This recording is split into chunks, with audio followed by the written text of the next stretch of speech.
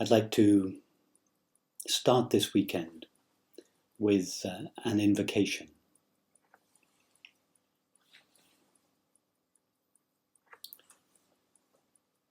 Praise be to God, naked being, who wears this universe as its body, and whose name is I. Praise be to God, the amness of all selves, although there are no selves, the isness of all things, although there are no things. Praise be to God, who conceals himself in existence and reveals himself as being. Praise be to God, who shrouds herself in time and proclaims herself in eternity. Praise be to God, whose movement is our longing, and whose rest is peace itself. Praise be to God, for whom the world is its song, and silence its prayer.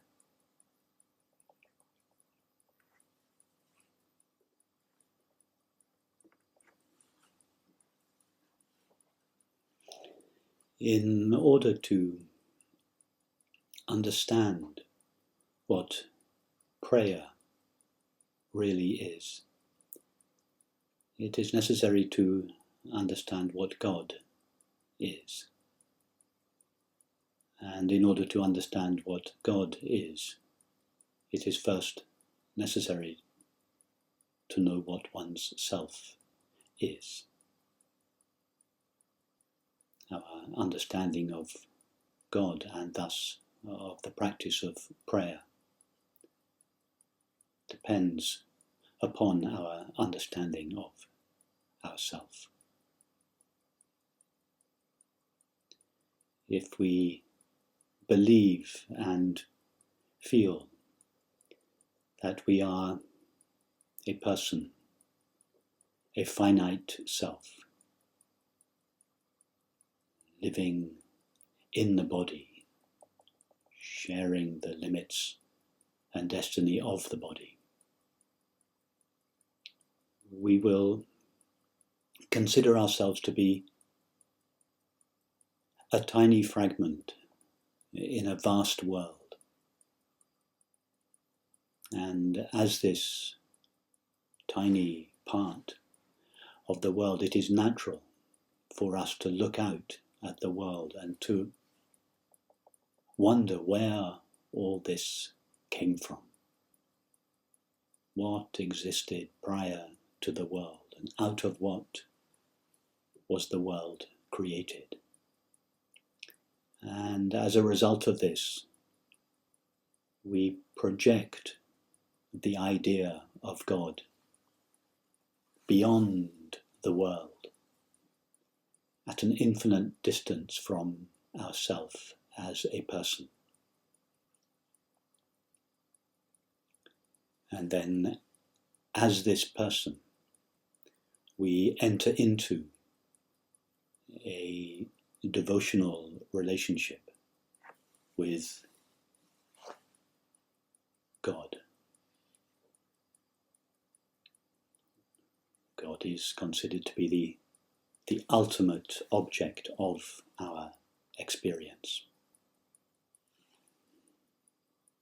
It could be said that the highest state of the individual is to enter into a relationship of devotion to this Creator, God. And this devotional relationship with God is enshrined in much of the great religious literature. It places the individual in the right relationship with God. And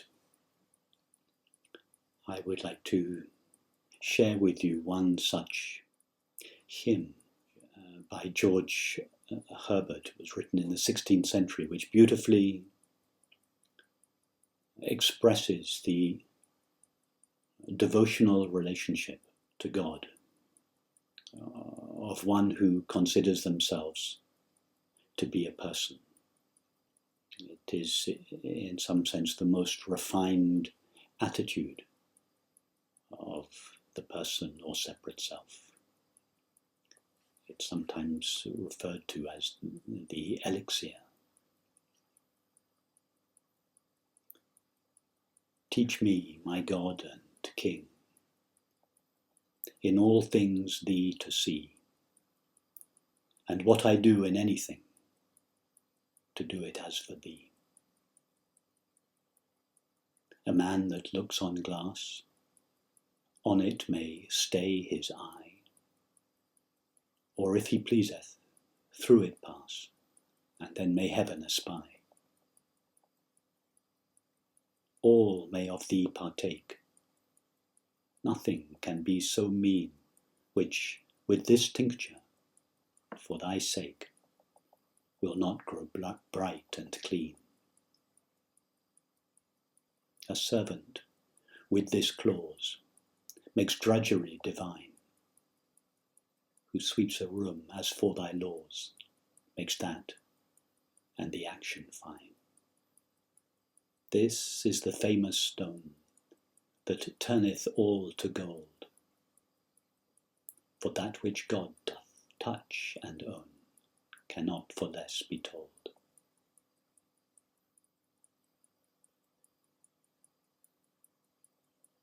This traditional path of devotion and surrender to God attenuates the separate self and purifies it. And gradually, any of us who have walked this devotional path knows that in this purification process, our understanding of God becomes increasingly refined. God loses its objective qualities and attributes. And in the absence of any distinction between the one who prays and the one who is prayed to, the devotee and the beloved come closer and closer, until at some point there is this great recognition that the being that we are is God's being. The distinction between the lover and the beloved, the one who longs and that which is longed for, either suddenly or in most cases gradually dissolves. And there is this recognition that God's being is our being. In other words, our being is not something that belongs to us as a person.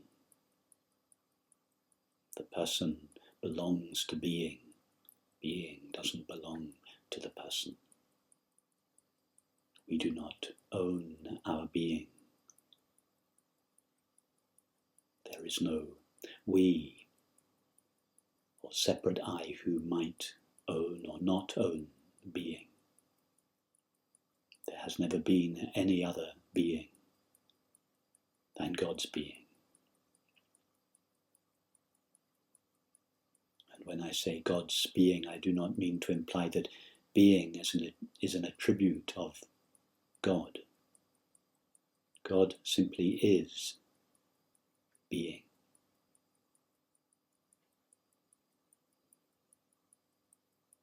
The God who we longed for or prayed to can never be an object of our longing. It is the source of our longing.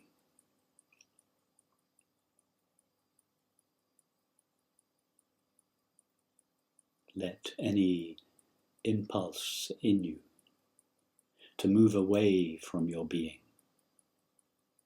come to rest in this understanding.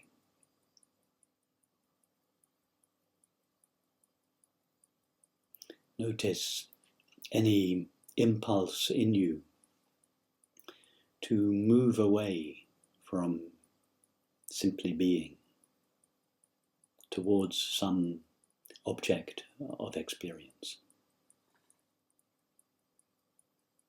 To move away from being towards an object of experience is a residue of the old habit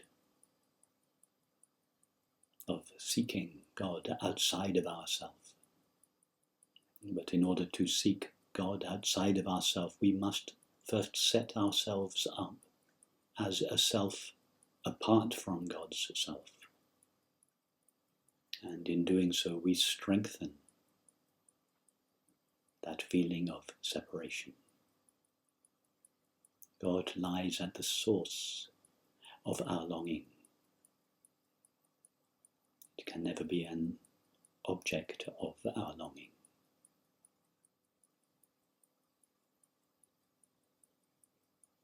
Our longing for God is in fact God's love for us. It is the gravitational pull of our being, inviting us to return from the adventure of experience to the sanctuary of the heart. Our longing never finds what it is looking for. It comes to rest in what it is looking for.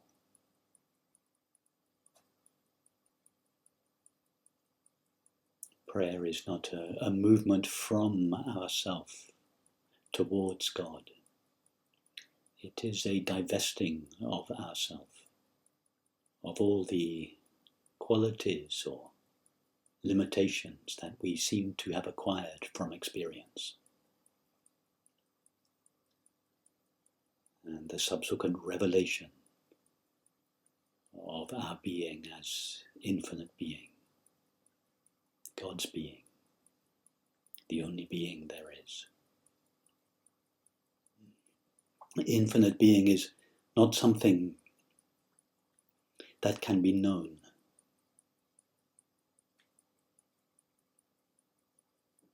It is what remains when nothing is known.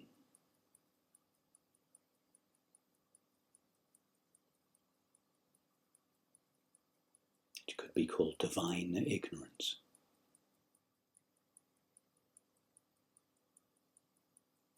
In the Bhagavad Gita it says, what is known by the mind is unknown by God. And what is known by God is unknown to the mind. So prayer is simply to abide in the empty sanctuary of the heart. To know nothing, to be nothing, to seek nothing. Do not allow your being to become personalized by experience.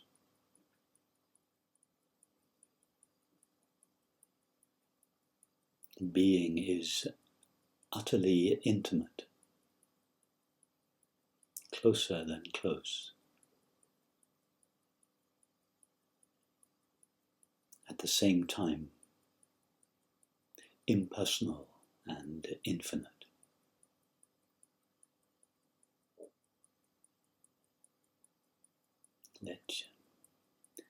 Let yourself be as impersonal as God, and let God be as intimate as yourself.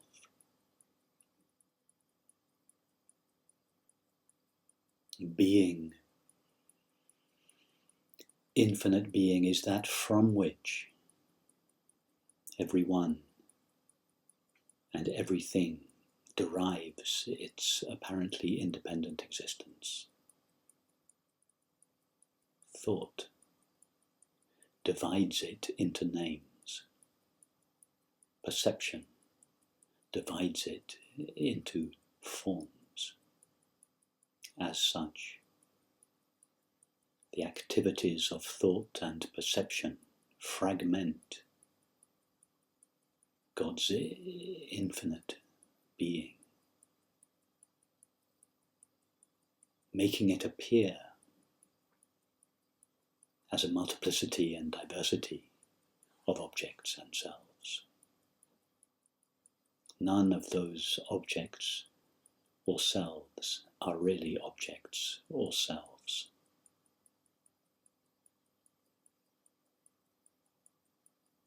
They are simply movements of that which is,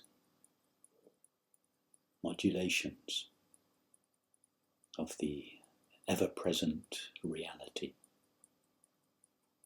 God's infinite being.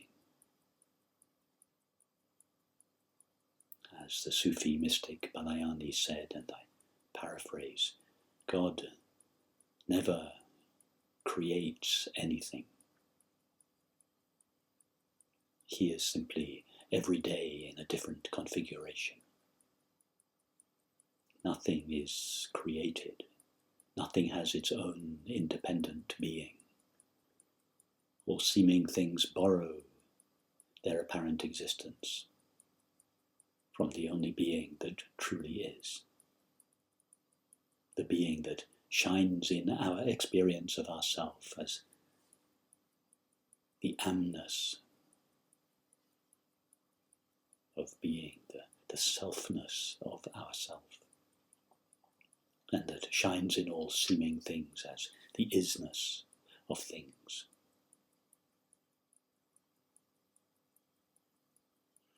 When my first teacher, Dr. Rose, first met the Shankaracharya, he said it was like seeing a man carrying a candle in the wind. Do not let the knowing of your being be extinguished by experience.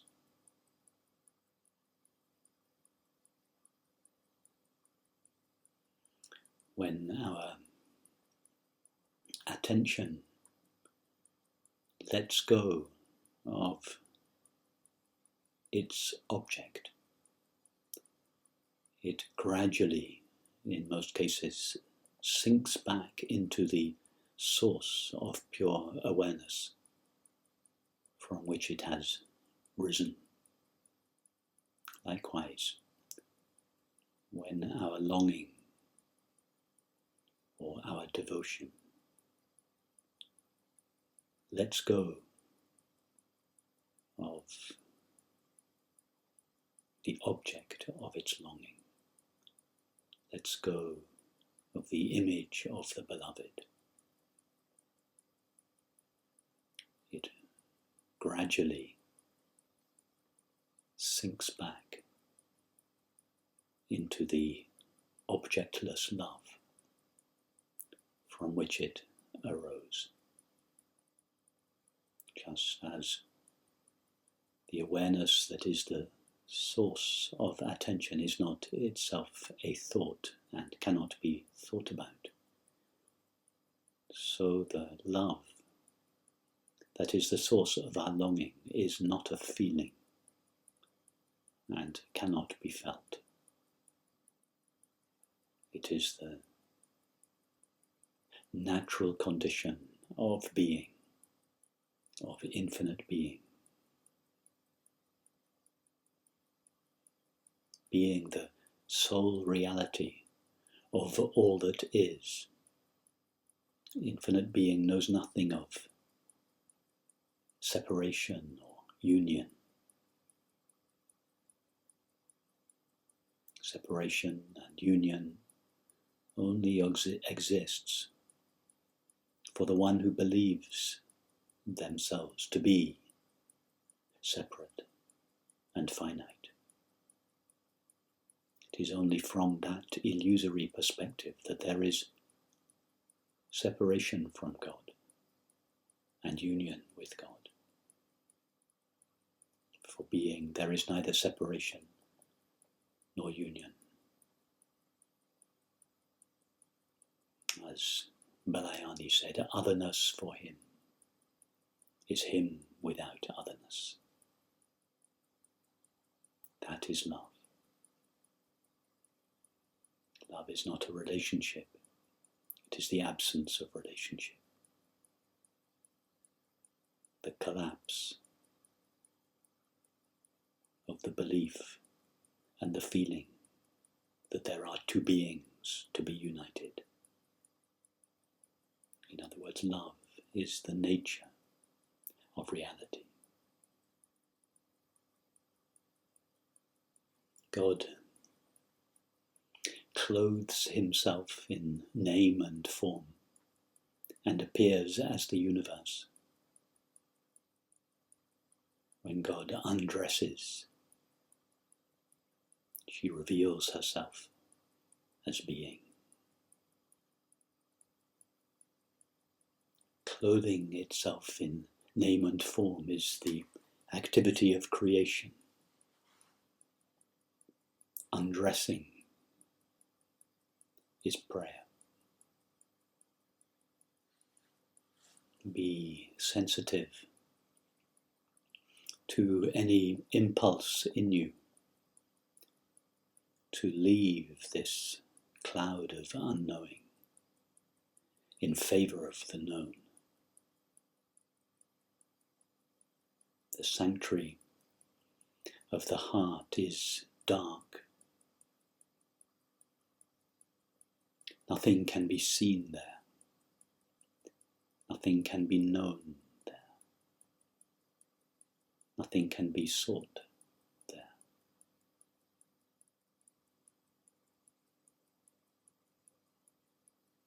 Let the residues of becoming dissolve in being.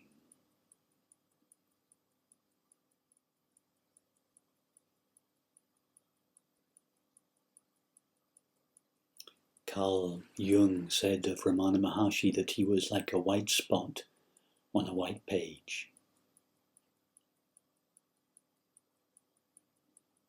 There was no being in him other than God's infinite being. No self in him other than God's self.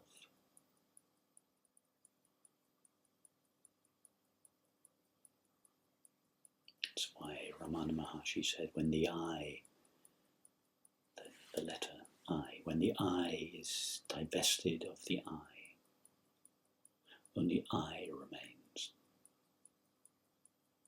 When our being is divested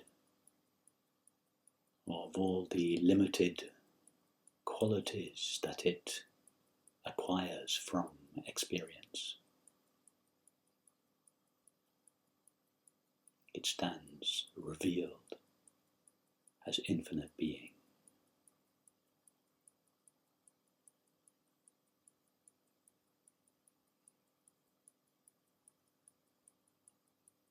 As such, forgetfulness of self is remembrance of God.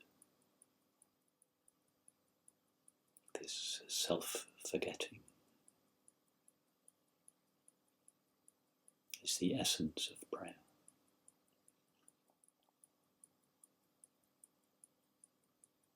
We could equally say that remembrance of self,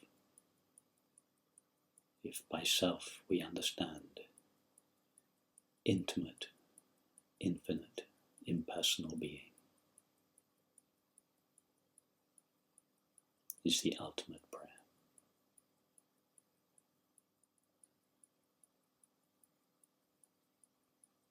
Emptiness of self is the fullness of God.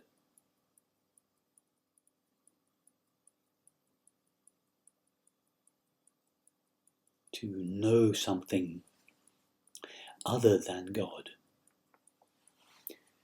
one has to set oneself up as a separate subject of experience. One has to set oneself up as a self apart from God's self, a being apart from God's being.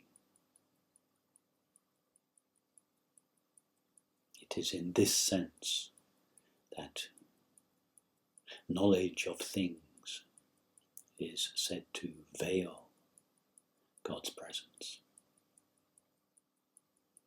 But for one who knows their being as God's being, the world loses its concealing power and becomes a revealing power. It shines with its reality, shines with God's presence.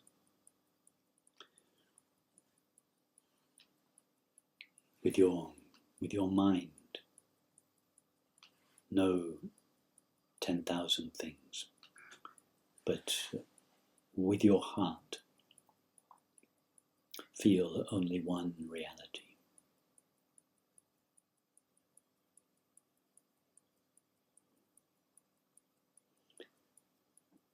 Once we have understood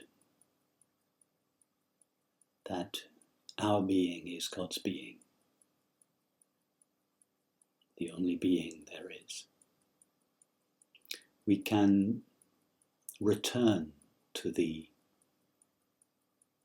traditional devotional literature that is contained in the great religious and spiritual traditions, and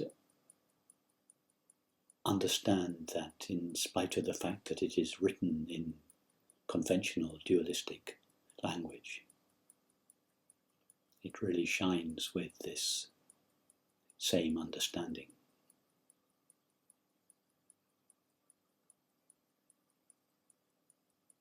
And so I would like to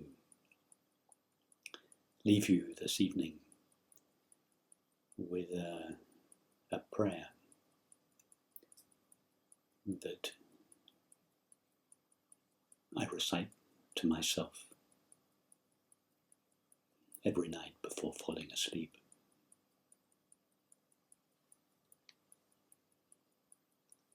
O my Lord,